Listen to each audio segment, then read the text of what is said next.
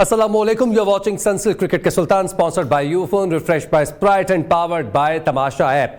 इस world cup में तमाम टीम्स ने जितने भी मैचेस खेले उस मैच में जो शायकीन है उनको खासा इंटरटेन किया और अब हमारे पास दो फाइनलिस्ट आ चुके हैं, इंडिया और ऑस्ट्रेलिया। 19 नवंबर को आमने सामने होंगे। इन दोनों टीमों ने सेमीफाइनल खेले साउथ अफ्रीका और न्यूजीलैंड के साथ और उनको मैच हराया और न्यूजीलैंड और साउथ अफ्रीका जो है वो इस टूर्नामेंट से बाहर हो चुके हैं। बहुत ही अच्छी क्रिकेट उन्होंने खेली और उन्होंने इस टूर्नामेंट का आगाज कैसे किया, इख्तिताम कैसे हुआ, उनके कौन से बॉलर्स अच्छे रहे, उनके कौन से बैटर्स अच्छे रहे, कहां पर जाके उनकी गलतियां हुई, इस पे आज हम डिस्कशन करेंगे। मैं हूं आपका होस्ट फैजान अहमद भट्ट और मेरे साथ होंगे साबिक चीफ सिलेक्टर हारून रशीद साहब और साबिक टेस्ट प्लेयर अब्दुल रहमान साहब। न्यूजीलैंड ने मैच खेला इंडिया के साथ। थ्रू आउट द टूर्नामेंट थोड़े हिकअप्स आए, पहले अर्ली जो है वो पीक कर गई न्यूजीलैंड की टीम, लेकिन उसके बाद 4 मैच ऑन द ट्रॉट हारना, उसके बाद एक मैच को जीत कर सेमीफाइनल के लिए क्वालिफाई करना और जिंक्स तोड़ देना इंडिया का, क्योंकि इंडिया कभी न्यूजीलैंड से जीता नहीं था in the semifinals, in the knockout stages. How do you see New Zealand's performance in this world cup? New Zealand की टीम जब वर्ल्ड कप में आई तो उससे पहले उसकी तैयारियां बहुत अच्छी थी और एक ऐसे लग रहा था कि बहुत ही मजबूत टीम होगी और काफ़ी टफ टाइम देगी और एक्सपेक्टेड था कि वो सेमीफाइनल तक तो पहुंच जाएगी। लेकिन बदकिस्मती से उनकी कुछ इश्यूज हुए जिसमें उनके प्लेयर्स अनफिट हो गए। मेरे अपने नज़दीक वो बहुत बड़ा डेंट था उनके लिए, क्योंकि टूर्नामेंट शुरू होने से पहले ही कुछ प्लेयर्स अनफिट थे, लाइक साउदी, और उसके बाद आने के बाद हेनरी का जो उनको सेटबैक हुआ वो उनके लिए बहुत बड़ा जोड़ था, क्योंकि वो बड़ी अच्छी बॉलिंग भी कर रहे थे, बीच में आगे बैटिंग और आउटस्टैंडिंग फील्डर थे। फिर हमने देखा कि विलियमसन जो है वो पीछे उनकी इतनी इश्यूज हुए थे जिसकी वजह से उनका वर्ल्ड कप खेलना ही बहुत मुश्किल था। लेकिन आई थिंक उनकी मेडिकल टीम को इस बात की वो देनी चाहिए दाद कि उन्होंने उनको जिस तरीके से रिकवर करवाया और वो खेलने के काबिल हुए। सो उनके आने से डेफिनेटली टीम में फ़र्क पड़ा और मैंने तो ये देखा कि इतने महीने की गैर हाजिरी के बावजूद जिस तरह आगे उन्होंने परफॉर्मेंसेस दी वो बहुत ज़बरदस्त थी, टीम को लीड भी बहुत अच्छा किया। लेकिन वही बात के जो दिन था सेमीफाइनल का, उस दिन मैं समझता हूँ कि खेले तो बुरा नहीं, लेकिन यह कि वो टारगेट इतना ज़्यादा सेट कर दिया था इंडिया ने कि वहाँ तक वो नहीं पहुँच सके। लेकिन बहुत ज़्यादा पॉजिटिव्स हैं इस वर्ल्ड कप से न्यूजीलैंड के लिए। कुछ इमरजेंस हैं, एक यंग प्लेयर की रचिन रविंद्रा की और उसके साथ में मिचेल की जो मैच्योरिटी आई है उसकी, चाहे वो पहले बैटिंग कर रहे हो या चेस कर रहे हो, जो कॉन्फिडेंस लेवल है वो बहुत ज़बरदस्त हमें नज़र आया। तो I think overall as a package मैं समझता हूँ कि आइंदा भी अगर ये इनके ड्रॉप आउट्स कुछ होंगे, अगर कुछ यंग लड़के इनके इतनी अच्छे हुए जितना रविंद्रा है, अगर वो आ सकता है तो और भी यंग प्लेयर डेफिनेटली होंगे इनके बेंच पे बैठे हुए। वो अगर आएंगे तो देखते हैं कि आगे 2 से 3 सालों में इनकी टीम कैसे डेवलप करती है। How do you summarise New Zealand's campaign of this world cup? Cricket तो बहुत अच्छी खेले, जैसे हारून भाई ने कहा है कि इंजरीज जिन जिन टीमों के साथ कैरी हुई है वो देख ले रिजल्ट, फिर भी न्यूजीलैंड सेमीफाइनल के लिए क्वालिफाई कर गई, ये वो बहुत बड़ी बात थी।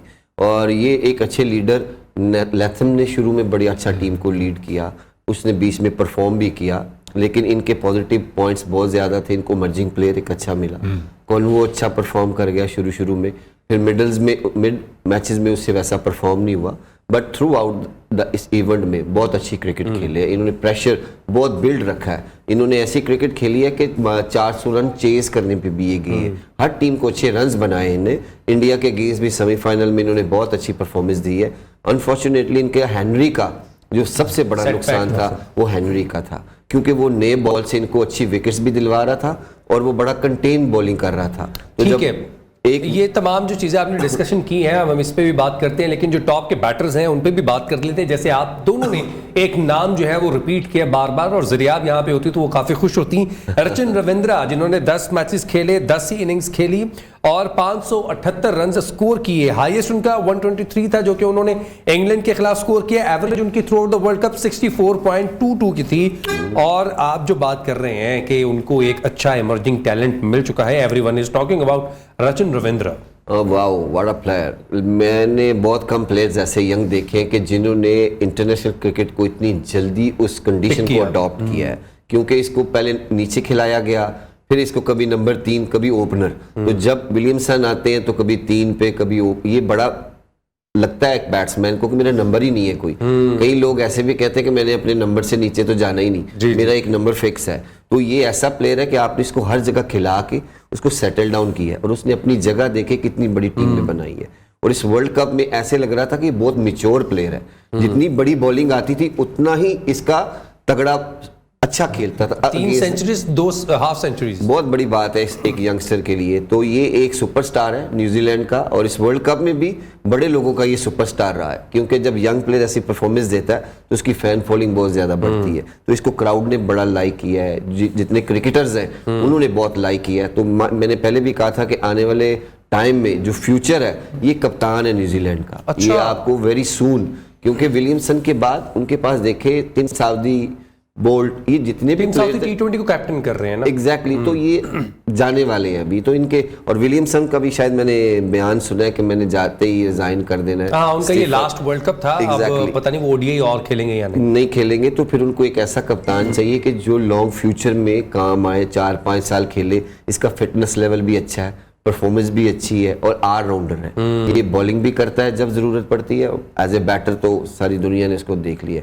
My point of view is a very bright future, और ये आगे इससे भी ज्यादा अच्छी क्रिकेट, मतलब लंबी क्रिकेट खेलने वाले हैं। लंबी क्रिकेट खेलने वाले एक और प्लेयर हैं डैरेल मिचेल, जिसकी आपने बात की कि मैच्योरिटी उनकी इनिंग्स को बिल्ड करना वो आ चुका है। उन्होंने 9 इनिंग्स में 552 रन स्कोर किए, 134 उनका बेहतरीन स्कोर था, और ये भी स्कोर उन्होंने इंग्लैंड के खिलाफ स्कोर किया है। सेंचुरीज की बात करें तो 2 सेंचुरीज और 2 half centuries in this world cup.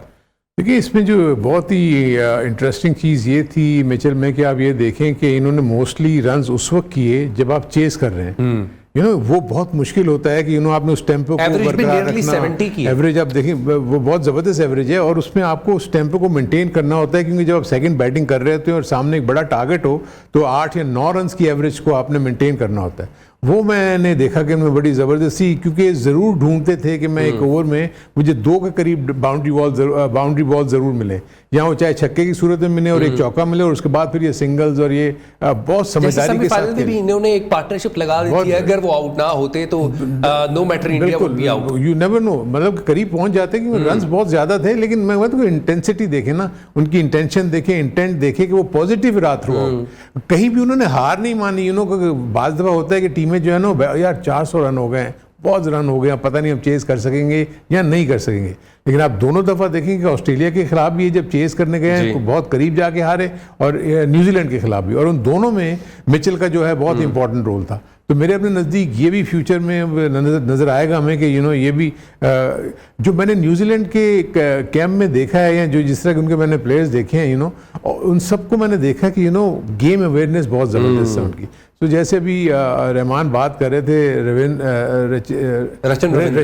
Ravindra के बारे में, ओके, वो भी कैप्टन मटेरियल हैं, तो ऑब्वियसली साथ साथ उसको रख के अगर हो सकता है डेप्यूटी कहीं लगा दें उसको, रविंद्रा को, और मिचेल, यू नेवर नो, वो भी एक कैंडिडेट मुझे नज़र आता है जो आगे जाके कप्तानी भी कर सकता है, क्योंकि बैटिंग बड़ी अच्छी करता है। और जो एक कैप्टन के लिए बड़ा ज़रूरी होता है कि वो ऑटोमेटिक सिलेक्शन हो टीम। अगर वो ऑटोमेटिक सिलेक्शन नहीं है तो फिर प्लेयर्स में थोड़ी सी बिकरिंग शुरू हो जाती है, यार इसकी तो जगह ही नहीं बनती, पैराशूट लैंडिंग ना हो जैसे पाकिस्तान में हुआ करती है।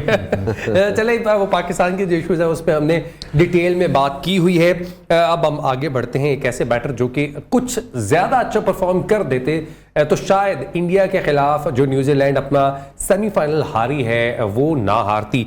रचन रविंद्रा की हमने बात की, लेकिन सेमीफाइनल में वो इतना अच्छा स्कोर नहीं कर पाए। लेकिन दूसरी जानिब ऐसे ओपनर थे जिनको स्कोर करना चाहिए था through out the world cup. उनका कोई इतना अच्छा वर्ल्ड कप नहीं रहा। 1 सेंचुरी स्कोर की, ऑफ कलर रहे। डेविन कॉनवे की मैं बात कर रहा हूँ, 372 रन स्कोर किए, 152 की उनका हाईएस्ट स्कोर है, और 41 की एवरेज है। अब रहमान भाई, पहले के आपके प्लेयर्स और आपके सबकी एवरेज नियरली 50 और अबव 50 हो, आपकी टीम बहुत अच्छा परफॉर्म करती है। विलियमसन को भी हमने देखा सेंचुरी स्कोर की, जब कम बैक किया, टीम में आए, जब इंजर्ड हो गए तब भी उन्होंने 70 रन स्कोर कर दिए।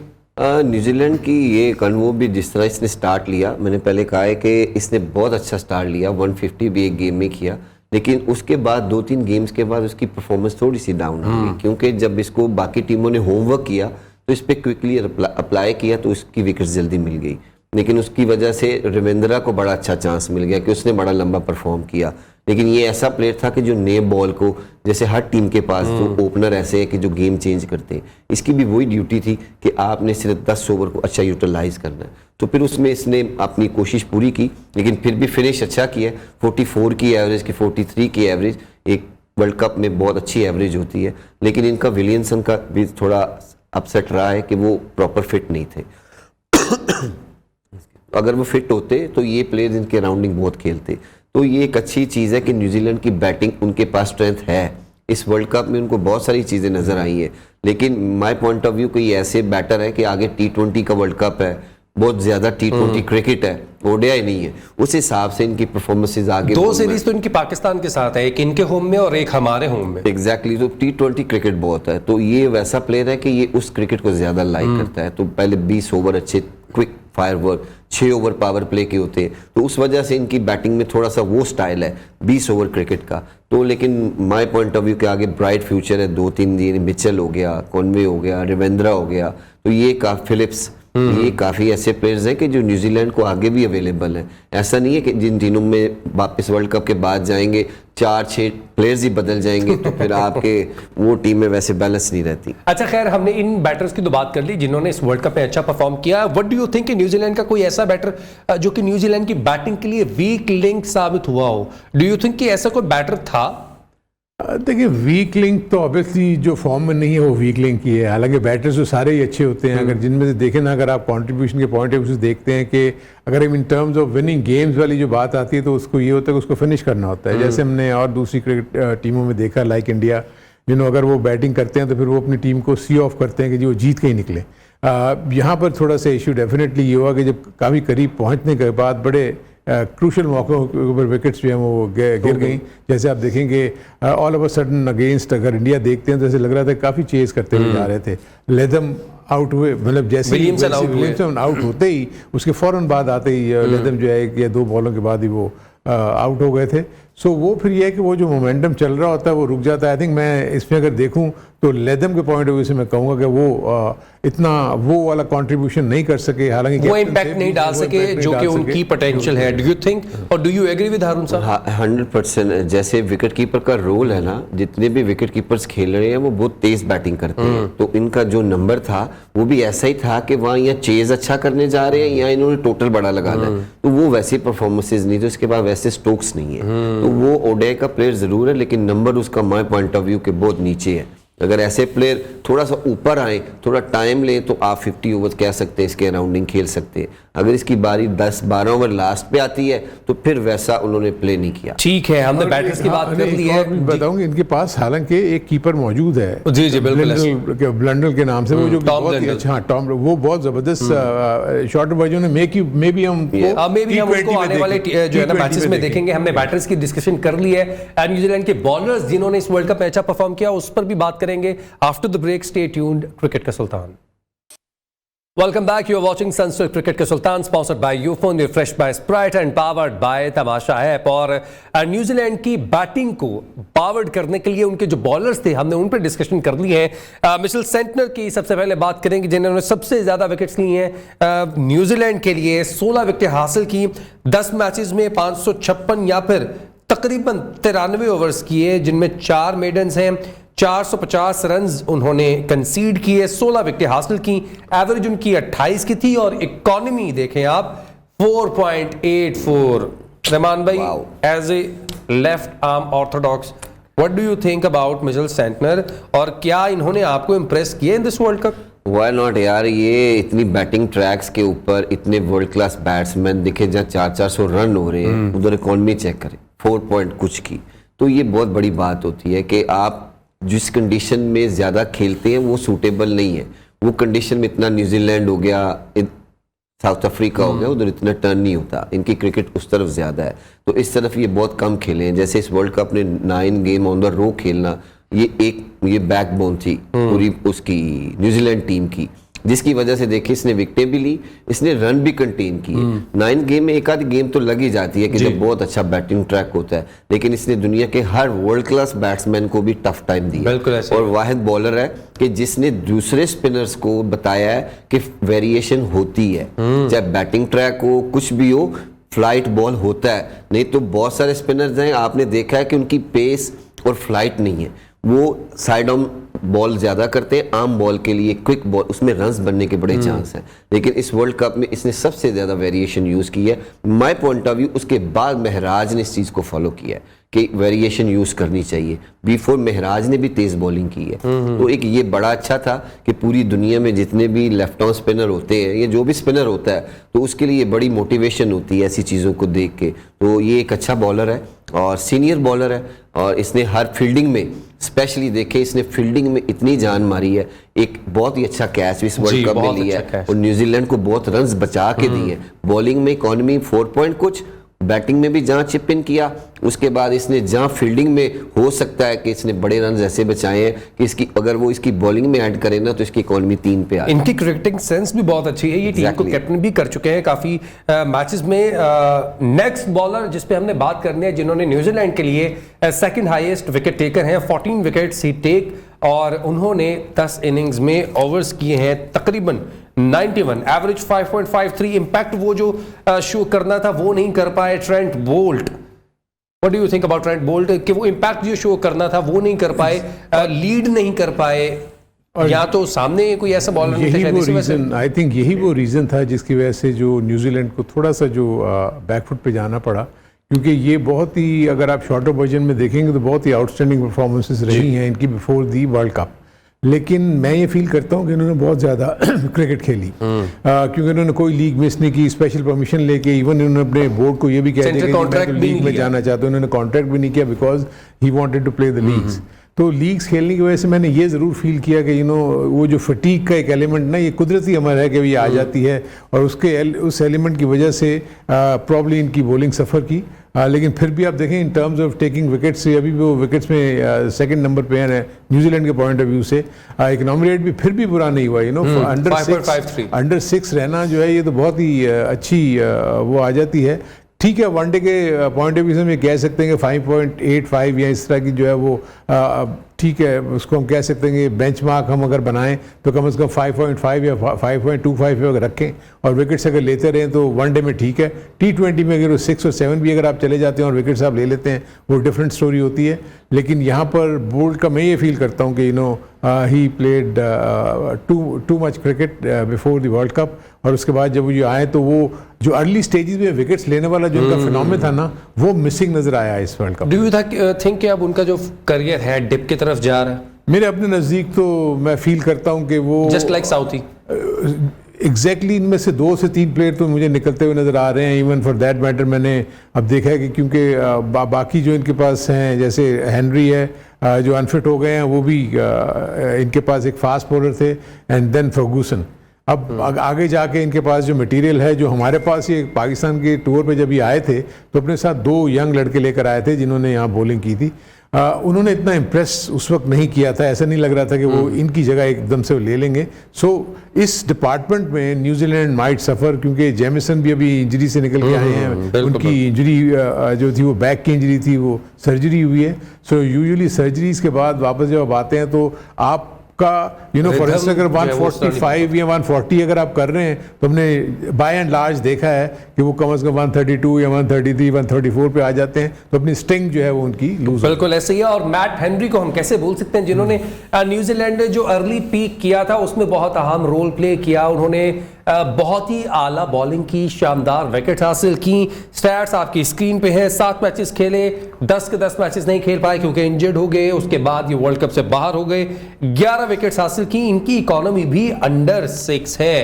रहमान भाई, अगर ये वर्ल्ड कप खेल रहे होते, वो जो 4 मैचेस बुरे पड़े हैं या 2 मैचेस बुरे पड़े हैं इनको, वो भी ना पड़ते शायद।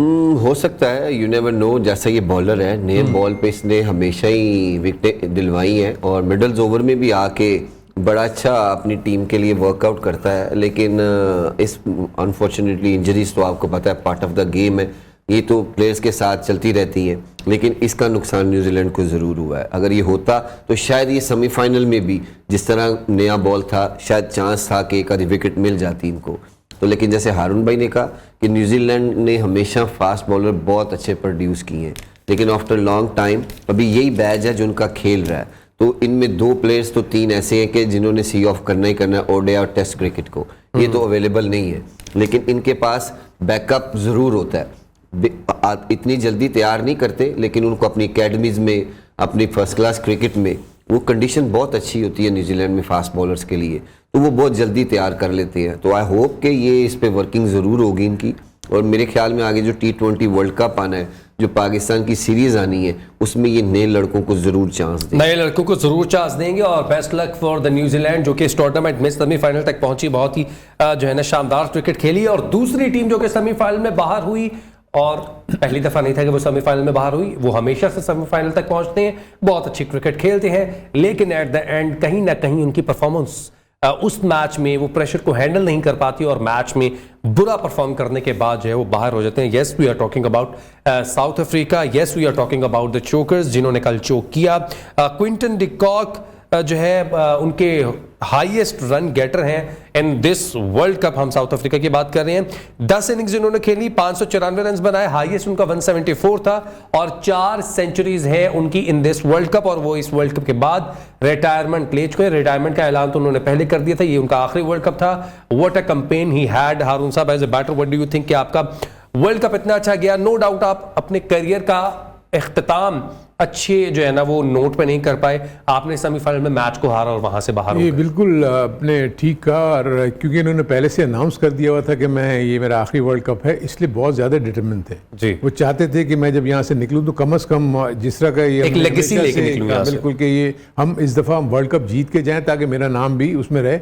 और इसी वजह से आप देखेंगे जो बैटिंग में इन्होंने जो कंसंट्रेशन और जो फोकस और जिस तरीके से बैटिंग की, उसमें कि 4 सेंचुरी स्कोर करना किसी भी वर्ल्ड कप के टूर्नामेंट में वो कोई छोटी बात नहीं होती।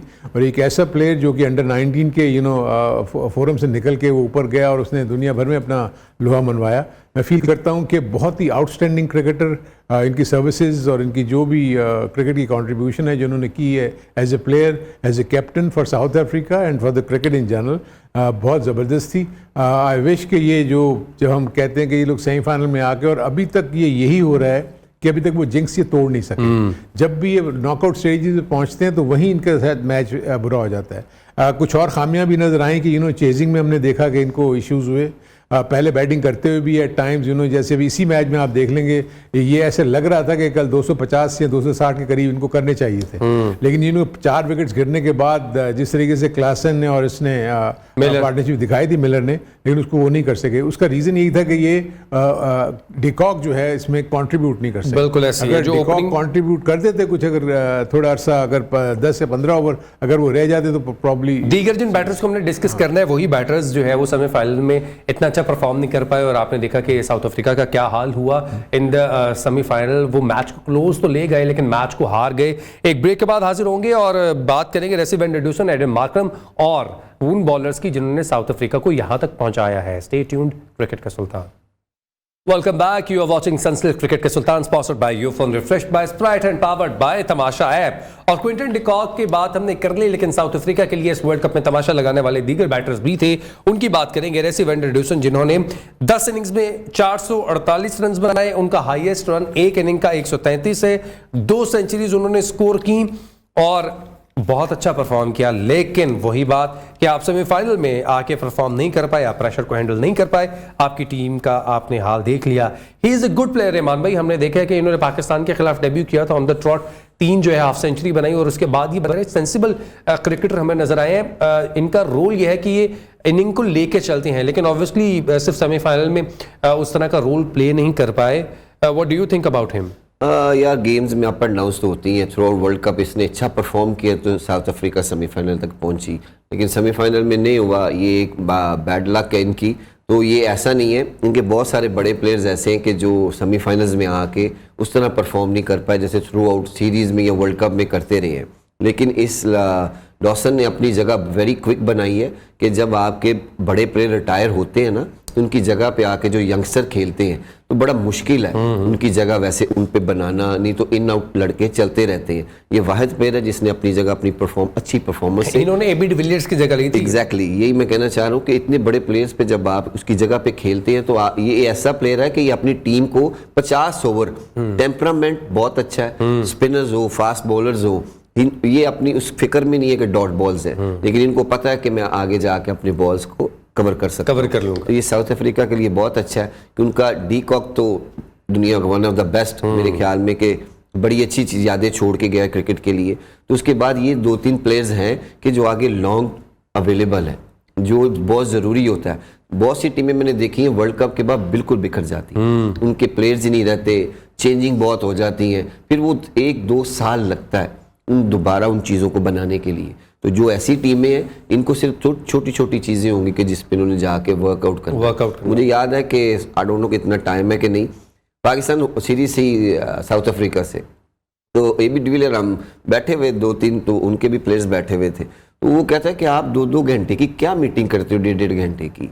आप लोगों से पूछा? हाँ, इतनी ज्यादा बैठे रहते हो। तो हमने उससे ये पूछा कि आप लोगों की मीटिंग कितनी देर की होती है? कहता है हार्डली 15 से 20 मिनट की। अच्छा। कहता है आमला को कोई कहेगा कि तुमने ये क्या करना है, ये क्या करना है। स्मिथ को कोई कहेगा, एबी डिविलियर कोई कैलस को जाके क्या कहेंगे। कहते हैं इतना एक्सपीरियंस है, उनको पता है कि कल अच्छा नहीं हुआ, अगला मैच मैंने बहुत अच्छा खेला। कहता है बस हम फील्डिंग के ये छोटे छोटे पॉइंट डिस्कस करते हैं, then back to the field. तो ये एक बड़ी अच्छी चीज थी कि आपको अपनी जॉब का बहुत अच्छा पता है। और ऐसे प्लेयर साउथ अफ्रीका के पास हमेशा आते हैं, जितना लंबा ये खेलेगा उतनी इसकी अच्छी बैटिंग और इम्प्रूव होती जाए। आपने इतने बड़े बड़े प्लेयर्स के नाम ले लिया, Hashim Amla, Graeme Smith, Jacques Kallis. अच्छा, वैसे आप बताएं 2-2 घंटे की मीटिंग होती क्या थी, क्या बात करते थे आप लोग? हारून साहब बताएं, आप लोग मीटिंग को आपने कभी चेयर किया इस तरह की मीटिंग को 2-2 घंटे की? देखिए, एक तो मीटिंग में मेरे नज़दीक उसने अपना वो तो बताना नहीं था कि वो मीटिंग में क्या करते हैं, यानी इसलिए भी उन्होंने, हो सकता है आई मे बी रॉन्ग, लेकिन इनफैक्ट आप ऑपोजिशन को ज़्यादा डिस्कस करते हैं, अपने आप के बजाय ऑपोजिशन को डिस्कस करते हैं, उनके आप प्लेयर्स को सामने रखते हैं, कौन क्या कर रहा है क्या नहीं कर रहा है, उनके वीक पॉइंट्स क्या है, कहाँ स्ट्रॉन्ग एरिया है, कहाँ नहीं, हमने उनको कहाँ बॉलिंग करनी है, कहाँ नहीं करनी। लेकिन होता यही है कि आप सारे कुछ अपना जब वो कर भी लेते हैं ना, तो बात वही आती है कि जैसे आप रोप के अंदर जाते हैं ना, देन आपने वो डिलीवर करना होता है। बिल्कुल। वहाँ जब आप डिलीवर नहीं करते तो देन आपकी सारी चीज़ें जो है वो बिखर जाती हैं और वो चीज़ें ठीक नहीं होती। तो मेरे अपने नज़दीक जो जिन प्लेयर्स के नाम लिए वो तो बहुत ही बड़े प्लेयर्स थे, लेकिन उसके बावजूद उन प्लेयर्स के होते भी आप देखें कि ये लोग नॉकआउट से आगे नहीं जा सके कभी। तो वो चीज़ें तो इनकी वो है। अब तो मुझे लगता ही है कि साइकोलॉजिकली इन लोगों के जहन में यही है कि यार पता नहीं हम सेमीफाइनल जीतेंगे या नहीं जीतेंगे। तो जब हम 2 माइंड्स में जाते हैं तो उनके साथ इश्यूज हो जाते हैं। हालांकि टीम, मैं फील करता हूँ कि जितनी भी मैंने इनकी टीमें देखी हैं, ये टीम प्रॉब्ली एक ऐसी टीम लग रही थी कि जिसको जो है फाइनल खेलना चाहिए। मेरे ख्याल में 2015 की जो टीम थी उसके बाद ये सेकंड बेस्ट टीम थी, जो कि ऐसे लग रहा था कि फाइनल के लिए क्वालिफाई करेगी। 2015 की टीम भी जब सेमीफाइनल में न्यूजीलैंड से हारी तो हमने जो है वो अफसरदा चेहरे और आंखें नम देखी। और कल भी ऐसे ही हुआ जब साउथ अफ्रीका मैच हारी है ऑस्ट्रेलिया से, तो मार्को हैंसन को हमने जो है ना रोते हुए देखा। हेनरी क्लेसन उनको सहारा दे रहे थे। एडम मार्करम की हमने बात करनी है। एडम मार्करम जो है 10 इनिंग्स में 406 रन बनाए, 106 उनका हाईएस्ट है। उन्होंने 1 सेंचुरी और जो है 3 हाफ सेंचुरी स्कोर की। और कल ये भी काफ़ी जो है वो इमोशनल हो गए थे, इनके आंसू से जो है इनके आंखों से आंसू जारी थे। ऑब्वियसली आपने इतनी मेहनत की होती है, 2-3 साल आप कॉन्टिन्यूस क्रिकेट खेल रहे होते हैं और आपका अल्टीमेट गोल होता है we have to lift the world cup, और we have to lift the world cup of T20 है या फिर वर्ल्ड टेस्ट चैंपियनशिप का हमने फाइनल खेलना है, जीतना है, यही आपकी कोशिश होती है। लेकिन आप वो इतने करीब आके आप हार जाएं, ऑब्वियसली दुख तो होता है। क्यों नहीं दी यही वजह है कि रिएक्शन भी होता है। देखिए ना, ऑब्वियसली जितने भी फैंस हैं वो सब के सब डिसअपॉइंट होते हैं और इनके फिर उसके बाद डिसीजन भी ऐसे ले लिए जाते हैं आफ्टर दी टूर्नामेंट कि कईयों की कप्तानियां चली जाती हैं, कईयों की कोच की कोचिंग चली जाती है, सिलेक्टर चले जाते हैं, तो टीम डायरेक्टर चले जाते हैं। तो इसलिए ये इश्यूज तो रहते हैं। आई थिंक इनके भी केस में, इनका तो एक और भी डिफरेंट केस जो हमने कल ऑलरेडी डिस्कस किया था कि वहाँ बाय रूल इनको कुछ अकोमोडेशन करनी पड़ती है, इन्होंने क्लियर करना होता है। हाँ, तो उसकी वजह से भी इनकी इश्यूज रहते हैं। जो उस जमाने की टीमें थी प्रॉब्ली उसमें ये वाली चीज नहीं थी जिसका आप जिक्र कर रहे हैं ना, तो इसलिए वो सारी वो स्ट्रॉन्ग टीम रखते थे रिस्पेक्टिव कि कौन कैसा है कैसे नहीं है। सो मेरे अपने नज़दीक ये साउथ अफ्रीका की टीम थी अच्छी, मैं तो फील कर रहा था क्योंकि फर्स्ट टाइम मैंने इनके पास जो स्पिनिंग डिपार्टमेंट था ना, वो इन कंडीशंस के लिहाज से मेरे नज़दीक सबसे स्ट्रॉन्ग था। यानी अगर आप महाराज को देखें उसने मनवाया अपना लोहा के, वाकई वो एक पाए का स्पिनर है। इसी तरह शम्सी को देखें, जब जब उन्होंने यूज किया उन्होंने उनको विकेट्स लेके दी हैं। सो इनका इन्हिसार ज्यादातर फास्ट बॉलर्स पे होता है। आप देखेंगे जहां भी उनको मौका मिलता था ये शम्सी को ड्रॉप करके फास्ट बॉलर ही डालते थे। बिल्कुल ऐसे उनको यही होता था कि, लेकिन उसका रीजन फिर वो भी हो सकता है जो मैंने आपको कहा कि उनको अकोमोडेशन में प्लेयर खिलाने पड़ते हैं, 4 खिलाने पड़ते हैं। तो इस वजह से वो अगर उनके पास स्पिनर नहीं है वैसा, तो वो फिर वो फास्ट बॉलर ही वो खेलते हैं। एक आधे मैच की एक्सेप्शन हो जाती है, फास्ट बॉलर्स पर इन्हिसार करते हैं। हमने देखा है कि through out the journey of south Africa in every world cup में देखा है, डेल स्टेन को देखा है फास्ट बॉलिंग करते हुए, मॉर्ने मॉर्कल को देखा है, एल्बी मॉर्कल को देखा है, जैक कलिस फास्ट बॉलिंग करते थे, और वेन पार्नेल थे, बहुत सारे बॉलर्स थे। और इस वर्ल्ड कप में स्टेन थे जिन्होंने इस वर्ल्ड कप में परफॉर्म किया है for the south Africa, for the team. Gerald Coetzee 8 innings में 381 बॉल और तकरीबन 65 ओवर्स और 20 विकेट्स हासिल की हैं, और इनका बहुत अहम रोल था। और इन्होंने फील भी किया कि इन्होंने अपना every ounce of his blood and sweat इन्होंने लगा दिया, लेकिन मैच को नहीं जीत पाए। ऐसे उस टाइम खुद भी फील ऐसी आ रही थी कि जब प्लेयर्स ऐसे होते हैं ना, तो हमने इन चीजों को बड़ा करीब फील किया। 2011 में आपने भी इस चीज को एक्सपीरियंस किया। ये बिल्कुल एक्सपीरियंस किया होगा। 2007 के वर्ल्ड कप का बता दें, 7 के वर्ल्ड कप का, 2007 का, 2011 का, 2010 का, 2010 T20 वर्ल्ड कप, फिर उसके बाद 11 का सेमीफाइनल, 2007 का फाइनल। तो ये बड़े करीब से चीजें देखी हैं तो फील आती है, तो आंसू खुद ब खुद ही आ जाते हैं, खुद ब खुद निकल आते हैं कि इतनी मेहनत। और लेकिन ये बॉलिंग इसने बहुत अच्छी की, क्योंकि इस वजह से जब आपके पास उस बैकअप के बाद जो नाम आपने लिए क्रिकेट के इतने बड़े बॉलर्स, उनकी जगह बैट्समैन आए, इनकी जगह बॉलर्स आए, तो इन्होंने जैसा परफॉर्म किया तो फिर उनको भी अच्छा लगता है कि हमने जगह छोड़ी है, हमारे बाद ये ऐसे बॉलर्स हैं कि जो लंबा सर्व कर सकते हैं, सीम स्विंग है, पेस है। तो बड़ी अच्छी चीज़ थी कि पूरे वर्ल्ड कप में इन्होंने अपनी बॉलिंग, बैटिंग में भी इन्होंने बॉलिंग, तीनों शोबों में इन्होंने बड़ी जान लगाई है। लेकिन साउथ अफ्रीका जिन फास्ट बॉलर्स पे ज्यादा डिपेंड कर रहा था, उनकी परफॉर्मेंस वैसी नहीं थी, नगिंदी और रबाडा, क्योंकि ये 2 बॉलर ऐसे थे कि पीछे इनकी परफॉर्मेंसेज अच्छी थी, लेकिन इस वर्ल्ड कप में उस तरह का नया बॉल डिलीवर नहीं कर सके, तो फिर इन पे ज्यादा आई। लेकिन इनके बाद और 1-2 बॉलर था, स्पिनर्स तो थे ही, लेकिन आपने एक और नाम है मार्को हैंसन। एग्जैक्टली, तो फिर आगे हम डिस्कस करेंगे उसके ऊपर। नहीं, we have short time, we have to discuss now. और जो वो है बॉलर लेफ्टी, क्या नाम है उसका, जैनसन, क्या बात है, उसने पूरे वर्ल्ड कप में बैट्समैन कितना अच्छा है, लगता नहीं है जिस तरह उसकी बॉडी लैंग्वेज है ग्राउंड में, वेरी लेजी, बट जब फील्ड करता है, बैटिंग करता है तो वो तेज है। और ये भी एक अच्छी आया कि उनके पास काफी अरसे के बाद एक लेफ्ट आर्म फास्ट बॉलर आया।